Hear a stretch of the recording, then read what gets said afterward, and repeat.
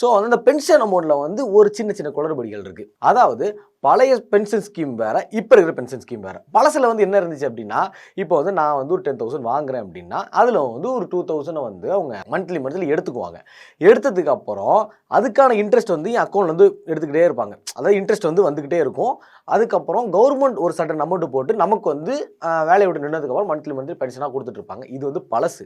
இப்போ இருக்கிறது என்ன அப்படின்னா, நம்ம கிட்ட இருந்து அமௌண்ட் எடுக்குறாங்கல்ல, அந்த அமௌண்ட் மட்டுமே தான் உங்களுக்கு ரிட்டர்ன் வரும். அதோட பிளஸ் இன்ட்ரெஸ்ட். அது மட்டும் தான் உங்களுக்கு ரிட்டர்ன் வரும். கவர்மெண்ட் வந்து அந்த அமௌண்ட் தரப்படாது. இதுதான் பழசுக்கும், புதுசுக்கும் உள்ள வித்தியாசம். இப்ப இருக்கிற government officers and government teachers எல்லாருமே இத எதிர்த்து தான் வந்து இப்ப போராடிட்டு இருக்காங்க. யார் கூட இவங்க சேர்ந்து போராடுறாங்க அப்படின்னு பார்த்தோம் அப்படின்னா, ஜாக்டோ ஜியோ. இவங்க தான் வந்து இந்த கவர்மெண்டோட ஆஃபீசர்ஸோட அதாவது கவர்மெண்ட் ஆஃபீஸ், டீச்சர்ஸ் இது எல்லாமே யூனியன்னு சொல்லுவாங்கல்ல, அந்த மாரி இருக்கிற யூனியன் தான் வந்து ஜாக்டோ ஜியோ.